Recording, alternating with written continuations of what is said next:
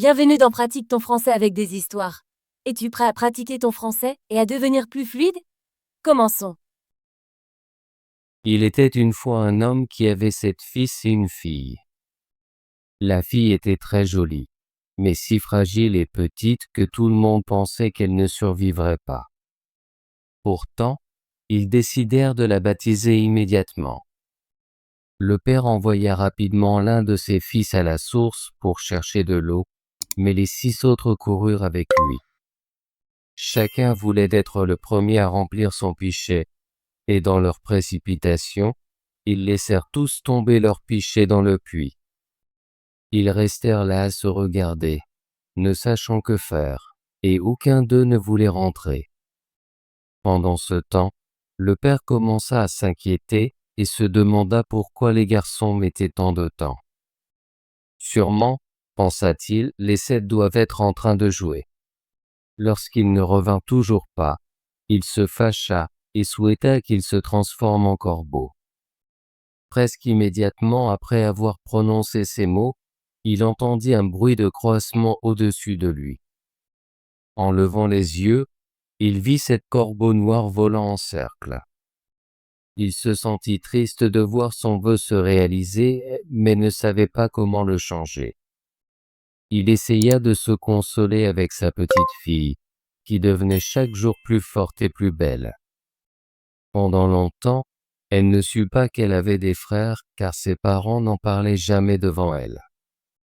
Un jour, elle entendit des gens dire « Oui, elle est très belle, mais c'est dommage que ses frères aient été perdus pour elle. » Cela la rendit très triste.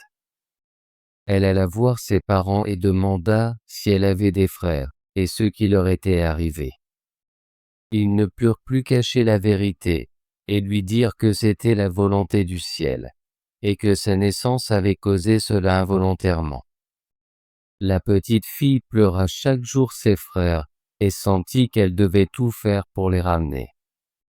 Elle ne pouvait pas se reposer jusqu'à ce qu'un jour, elle quitte discrètement la maison pour chercher ses frères et les libérer, peu importe le coût.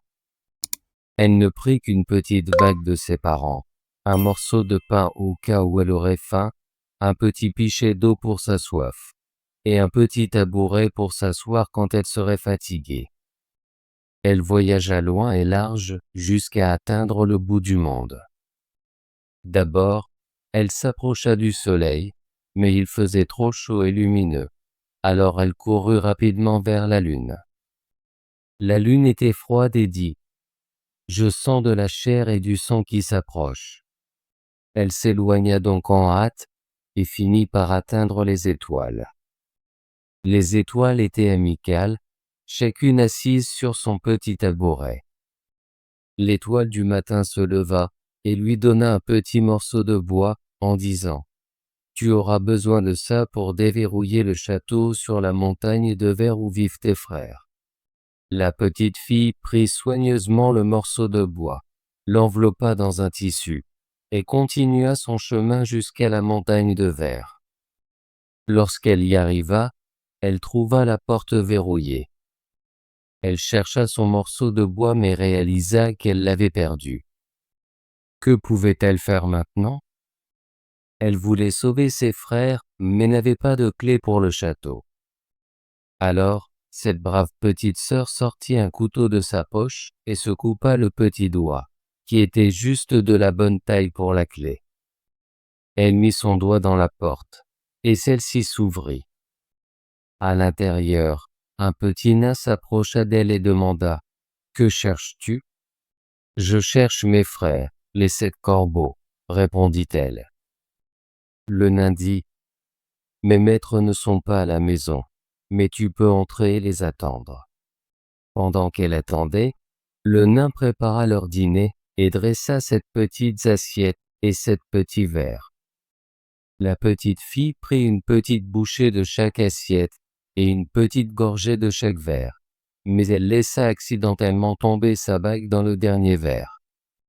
Soudain, elle entendit un bruit de battement d'ailes et de croassement, et le nain dit « Voici mes maîtres. » Lorsque les 7 corbeaux arrivèrent, ils voulaient manger et boire, et remarquèrent que leurs assiettes et verres avaient été dérangés. Un par un, ils demandèrent : « Qui a mangé de mon assiette ?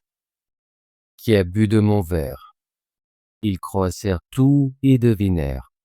Il doit s'agir des lèvres d'un être humain qui les ont touchées.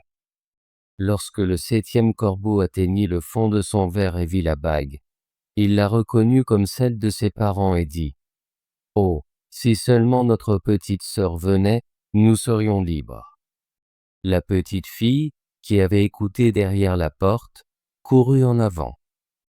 À ce moment-là, tous les corbeaux redevinrent leur véritable forme, et ils s'étreignirent et s'embrassèrent, heureux de rentrer ensemble chez eux.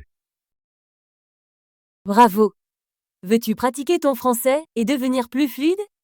Abonne-toi et active la cloche de notification pour ne manquer aucune de nos histoires françaises gratuites. À bientôt dans la prochaine vidéo.